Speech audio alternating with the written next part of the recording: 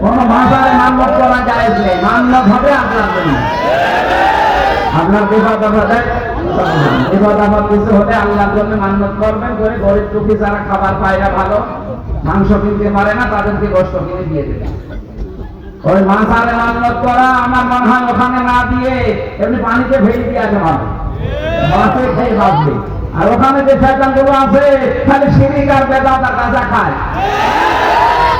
বাংলাদেশে সবচেয়ে বড় মাজার তো লালনের মাজার কুষ্টিয়া। সারা দেশ ঘুরে সেই কয়মন গাঁজা না পাবে, ওই মাজারে তার কাছে আরো মন গাঁজা পাবে। পুলিশ পাহারা দিয়ে গাঁজা খাবে।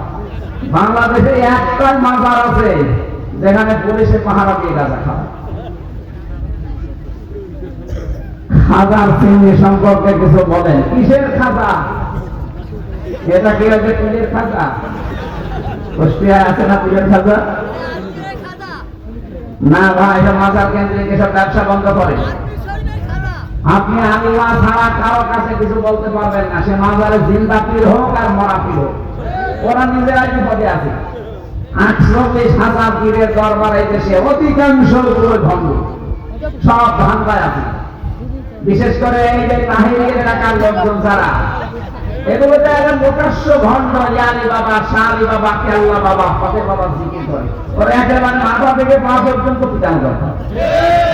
জিকির হবে কার নামে?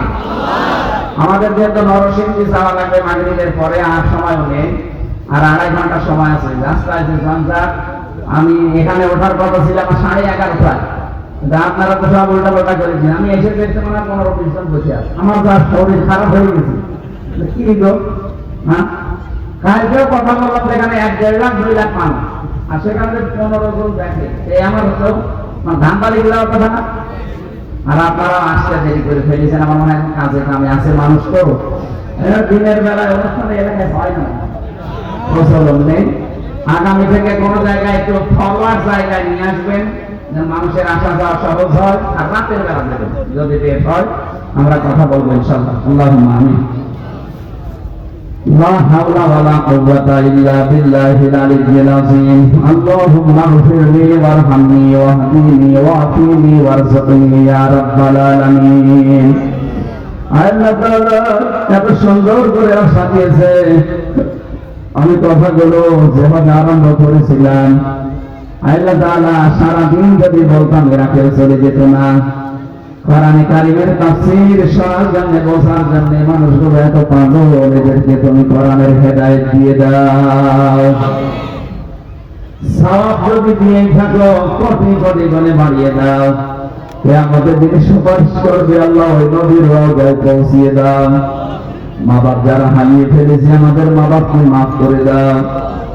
আল্লাহ তাআলা জনাব আব্দুল বাতেন মিয়া দোয়া চেয়েছেন, আব্দুল কুদ্দুস মহিউদ্দিন খান মজনু,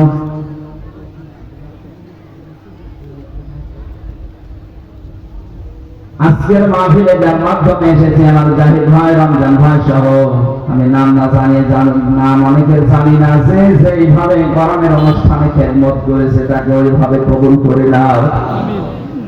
3টা বছর জালেমের জেলখানায় থাকাকালীন আমি অসুস্থ হয়ে গেছি। তোমার বান্দা বান্দিরা জোর করে করে নিয়ে আসে আমারে, আমার বাড়ি থেকেও নিষেধ, এখন বাইরে যাওয়ার দরকার নেই। ডাক্তারও নিষেধ করে যে কথা বলা যাবে না। কোরআনে কারিমের এই প্রচারের জন্য তোমার বান্দা বান্দিদের আকাঙ্ক্ষা শেষ পর্যন্ত আশা লাগে। আল্লাহ যতটুকু বলেছি তুমি আমাকে সব প্রত্যেককে আমল করার তৌফিক দাও। সম্মানিত মা বোনেরা, আল্লাহর মাথার তাজ যারা বসে আছে পর্দার আলে, এদেরকে তুমি মা ফাতেমার মতো, খাদিজার মতো বানিয়ে দাও। আমার মা বাবাকে মাফ করে দাও। আমার স্ত্রী সন্তান যা দিয়েছে আল্লাহ সহি সালামতে রাখো। মেয়েদের অনেক রোগ শোক আছে, আল্লাহ তুমি শেফায়ে কামেলা আজেলা নসিব করে দাও। আল্লাহ তাআলা এলাকায় যত মানুষ অভাবে আছে, এই এলাকা দেখে আমি বুঝেছি এলাকার গরিব মানুষ বেশি। গরিবরা তো আমার নবী জানিয়েছে আল্লাহর বন্ধু, মেহেরবানি করে এদেরকে তুমি অভাব দূর করে স্বভাব ভালো করে দাও। এই 15.5 বছর আমরা অনেকেই জুলুমের শিকার হয়ে জীবনটা আমাদের নষ্ট হয়ে গেছে। আল্লাহ তুমি আমাদেরকে বাঁচাও। তোমার যে বাংলার মাধ্যমে আসলাম জাহিদ ভাই, এত কষ্ট করেছে অনুষ্ঠানটার জন্য, আল্লাহ তার জীবনে বরকত দিয়ে দাও। তার সন্তানাদি, স্ত্রী, মা বাবা যেগুলো আছে এদেরকে কবুল করো। যত যুবকেরা আশ্রম দিয়েছে আল্লাহ প্রত্যেকটি যুবককে ওমরের মতো বানিয়ে দাও। এলাকায় মাটির নিচে কত মানুষ ঘুমিয়ে আছে, কোরআনের ইজ্জতে মাফ করে দাও। আল্লাহুম্মা গফিরলি ওয়ারহামনি ওয়াহদিনি ওয়াফিনি ওয়ারযুকনি ইয়া রাব্বাল আলামিন। এলাকায় বহু মানুষ আছে এমন যাদের স্বামী স্ত্রীর মিল নেই, মেহেরবানি করে ওসমান রফিয়ার মতো মহব্বত তৈরি করে দাও। শ্বশুর শাশুড়ির ভেতরে, পুত্র বধূর ভেতরে মা এবং মেয়ের মতো, বাবা এবং মেয়ের মতো সম্পর্ক তৈরি করে দাও।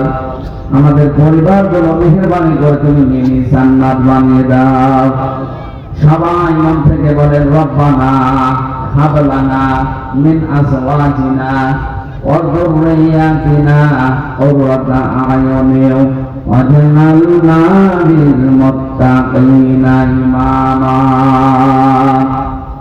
বড় আশা নিয়ে আমরা হাত নামাচ্ছি, যা বলেছে তুমি শুনতে পেয়েছো এবং দয়া করে কবুল করে নিয়েছো। আমাদের জীবনটা পরিচ্ছন্ন করে দাও। আল্লাহ তাআলা এমন একটা দেশ আমরা দেখতে চাই যে দেশ সম্পর্কে নবীজি ১৫০০ বছর আগে জানিয়েছিলেন খায়রুল কুরুনি করনি। আল্লাহর কোন একটা দেশ তুমি আমাদেরকে কোরআনের মাধ্যমে উপহার দাও। আলহামদুলিল্লাহি রাব্বিল আলামিন। লা ইলাহা ইল্লাল্লাহ মুহাম্মাদুর রাসূলুল্লাহ।